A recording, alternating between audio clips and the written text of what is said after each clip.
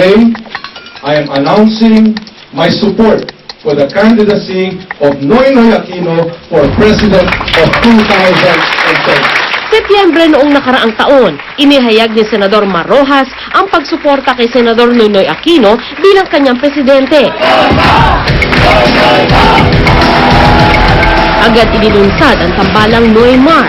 Ito na nga raw ang Dream Team ng Liberal Party. Saan man magpunta, tila patok ang dalawa. Mainit ang naging pagtanggap ng publiko sa kanila. Sa katunayan, sa halos lahat ng survey, nangunguna ang Noy-Mar tandem. Lahat daw ito, utang nila sa kanilang mga taga-suporta.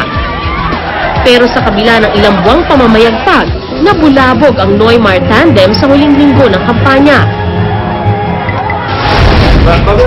Lumutang ang Noy-B o tambalang Senador Noynoy Aquino at Mayor Jejomar Binay na running mate ni dating Pangulong Erap Estrada. Kilala si Mayor Binay bilang kaibigan ng pamilya Aquino. Katunayan, siya ang unang inappoint ni Pangulong Cory sa kanyang gobyerno bilang mayor ng Makati.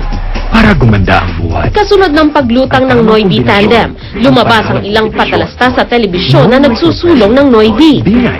Ang nagpondo ng patalastas, ang Bandila Party List. When I was in prison, he was my lawyer.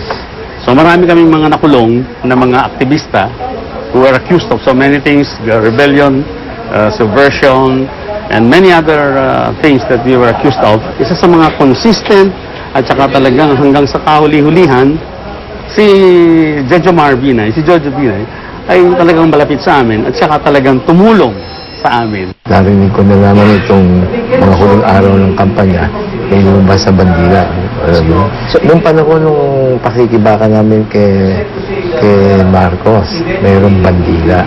Kaya ko lang nalaman na si Vivo pala sa Bandila. Sino ang vice-presidente mo?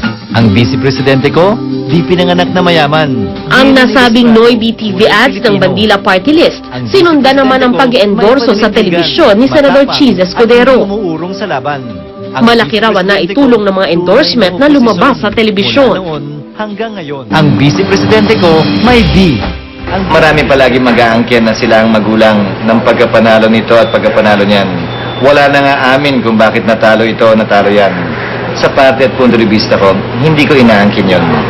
Marapat at nararapat na ang umangkin lamang yan ay si Mayor Binay at lahat ng sumuporta at tumulong sa kanya.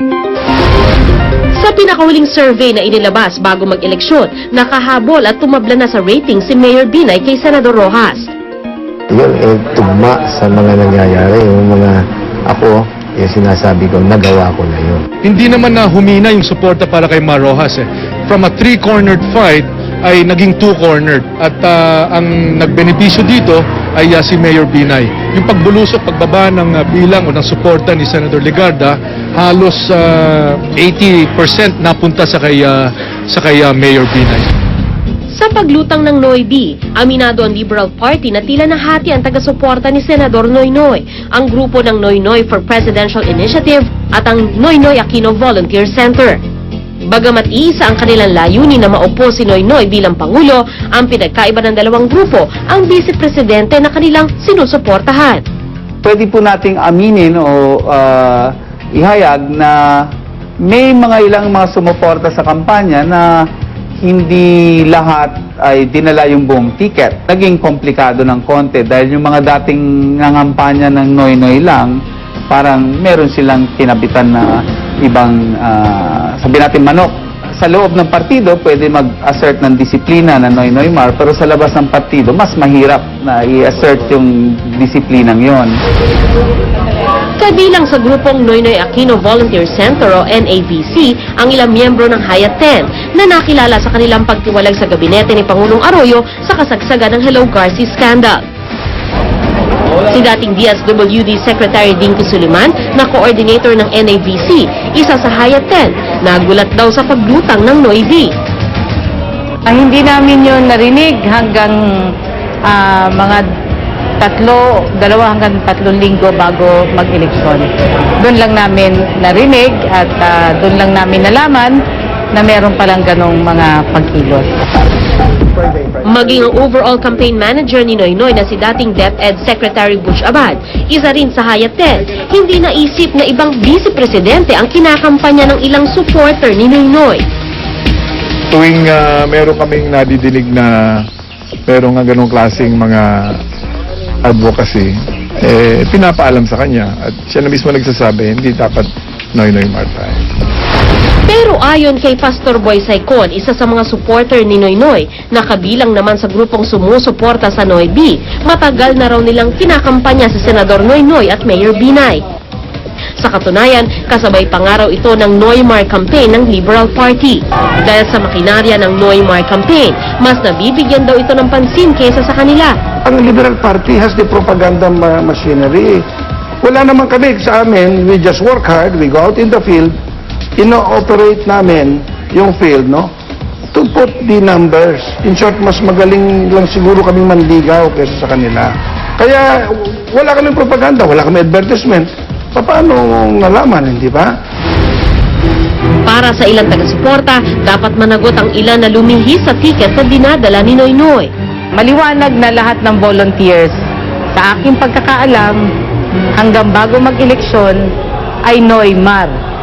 Ngayon, kung meron man kaming mga kasamahan na tahimik o pailalim pa lang naging Noy Binay, sila na lang ang managot sa mamamayan, sa taong bayan, sa Diyos at kay Senator Noy.